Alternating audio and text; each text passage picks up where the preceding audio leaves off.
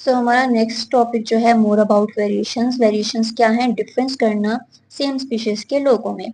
If you measure the height of lots of people of your ages, अगर आप major करते हैं Heights को आप ही के एजेस के लड़के, लाइक आप अगर 15 के हैं तो आपके फ्रेंड और भी होंगे हाइट बट सेम नहीं होगी। अगर आप उनकी हाइट को मेजर करें, you can use the data of plot of frequency graph like this. आप अपने उस डेटा जो आपके पास होगा, उस डेटा को इस ग्राफ की मदद से प्लॉट कर सकते हैं। The more people you measure the better the graph will be. जितने ज्यादा लोग होंगे उतने ज्यादा ग्राफ आपका अच्छा बन सकेगा। Notice how the graph is the shape of the bell. अब आप अगर नोटिस करें तो इस ग्राफ की जो शेप बन रही है वो बेल शेप है। So this bell shape is called a normal distribution curve. Like ये कर्व है एक, और ये नॉर्मल कर्व कहलाई गई है कि डिस्ट्रीब्यूशन। अगर हम इसी ग्राफ को देखें, so number of students at each height, number of students इतने हर बच्चे, और हाइट हमारे पास इतनी है कि कुछ बच्चों की हाइट यहाँ यहाँ जाई गई है, कुछ की लंबी है, कुछ की और छोटी है। लाइक हर किसी की हाइट डिफरेंट है। सो इस बेसिकली वो इस ग्राफ में ये बताना चाह रहे हैं। The average height of the people measure is show in the middle of the curve. जो एवरेज हाइट है, लाइक जो एवरेज है, जो ज्यादातर बच्चों की है, तो वो मिडल ऑफ द ग्राफ है, वो यहाँ पे आई है हमारे पास। Most middle of the curve, most people will have a height close to this average. बहुत सारे बच्चों की इस एवरेज से क्लोज है। Only a few people are really short और रियली टॉल। और कुछ बच्चे ऐसे हैं जो बहुत ज्यादा छोटे हैं और बहुत ज्यादा लंबे हैं। Features such as height and weight are examples of continuous variations. Like ये जो फीचर्स है हाइट और वेट की, हर किसी की हाइट भी डिफरेंट है, हर किसी का वेट भी डिफरेंट है, ये एग्जांपल्स है हमारी कंटिन्यूस वेरिएशंस की। आपका फर्स्ट क्वेश्चन यहाँ बनेगा कि what is normal distribution curve. जो ग्राफ, जो हमें बेल शेप का ग्राफ मिले, that is a normal distribution. Normal, आपके पास नॉर्मल नंबर्स ऑफ स्टूडेंट्स हो, आपके पास हाइट हो, दैट इज अ नॉर्मल। अगर आपके पास फीचर्स ऑफ हाइट हो, लाइक कोई छोटा है कोई बड़ा है, किसी कोई मोटा है कोई पतला है, तो ये एग्जांपल्स है कंटीन्यूअस वेरिएशंस की, चलती हुई आ रही है। You can fit anywhere with a continuous range of possible measurement. आप पॉसिबली कहीं भी मेजर करोगे चीजों को तो आप फिट आराम से हो सकते हो। Some features, however, are distinct. There is no continuous change. कुछ features होते हैं जो हमारे हमेशा रहते हैं, वो change नहीं होते। Your gender is a good example. अब लाइक उन्होंने कहा है कि आपके कुछ फीचर्स हैं, आप में फॉर एग्जांपल आप अगर लड़के हो तो आप हमेशा लड़के ही रहोगे, लड़की नहीं बन जाओगे। There is a good example, ये इस यहाँ पे लिखा हुआ है। यू आर आइदर मेल और female, there is no other option. जैसे मैंने बोला कि अगर आप एक लड़के हो तो आप लड़के ही रहोगे, आप लड़की नहीं बन सकते। अगर आप फीमेल हो तो आप फीमेल ही रहोगी, आप मेल नहीं बन सकते। सो आई कलर, टंग रोलिंग, अब आपका आंख का कलर भी कभी चेंज नहीं हो सकता, ये कंटिन्यूस, मतलब ये आपका जेंडर कंटिन्यूस चेंज नहीं होंगे। And ear lobes are other examples of discontinuous. Continuous variations वो जो चेंज हो जाए, आपका हाइट भी चेंज होती है, आपकी वेट भी, कभी आप लंबे, आप पहले छोटे होते हो फिर आप लंबे होते हो, कभी आप पतले होते हो, कभी आप मोटे हो जाते हो, कभी मोटे होते हो, कभी पतले होते हो। That is a continuous variation. हमने यहाँ पढ़ा कि जो चेंज ना हो, जो चीज चेंज ना हो, लाइक आप अगर लड़के हो तो लड़के ही रहोगे, फीमेल है तो फीमेल ही रहेंगी। आपका आई कलर कभी चेंज नहीं हो सकता, आपके कान कभी चेंज नहीं हो सकते।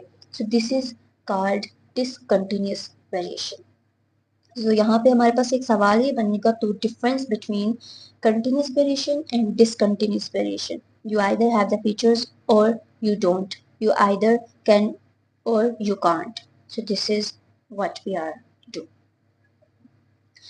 Our surroundings और activities can also affect variation. हमारे इर्द गिर्द कुछ भी हो रहा है वो इफेक्ट करेगा वेरिएशंस पे। हमारी height, weight can be affected by what sort of food we eat or how much we eat. हमारी हाइट, हम कहते हैं कि अगर आप ज्यादा खाना खाएं आप मोटे हो जाएंगे, आप एक्सरसाइज किया करें आपकी हाइट जल्दी निकलेगी, लंबे हो जाएंगे। तो ये डिपेंड करता है कि आप क्या खा रहे हैं और कब खा रहे हैं और कितना खा रहे हैं।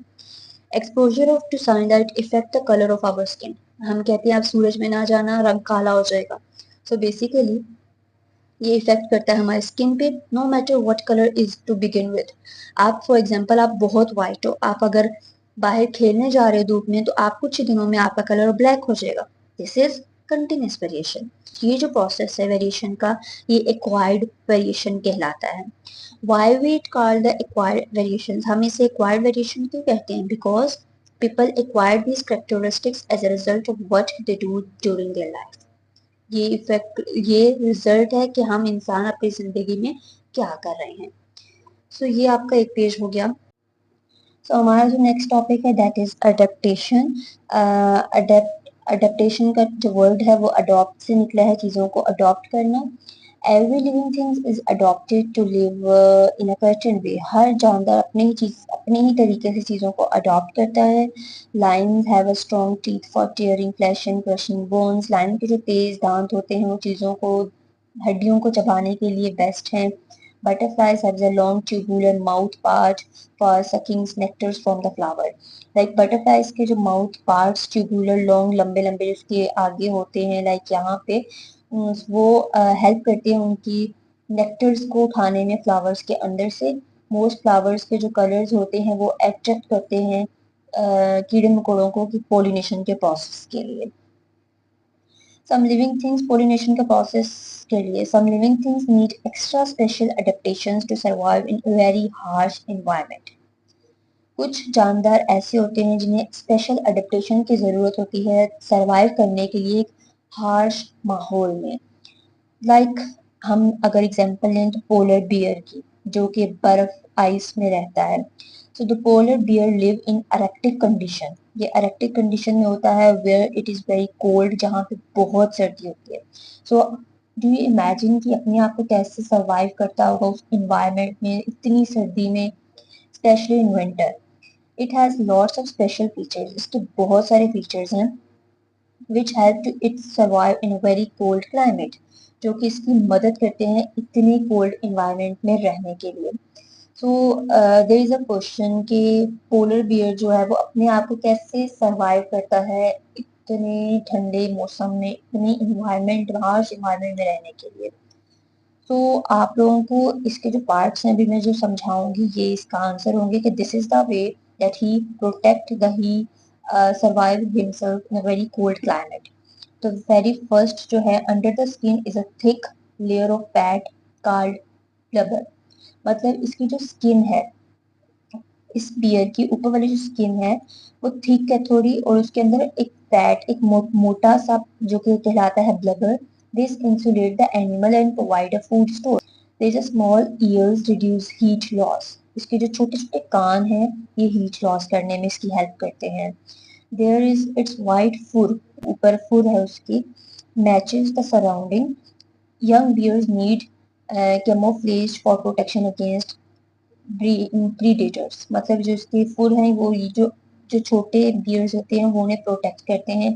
उसके जो बड़े बड़े फीट हैं separate the bears weight on the snow and ice and stop its for sinking. Like अगर हम आइस पर जाएंगे तो हमें एक वो स्लिप होने का खतरा रहता है। जो इसके जो पाँव हैं और इसके जो नेल्स हैं इसे प्रोटेक्ट करते हैं आइस पर चलने के लिए।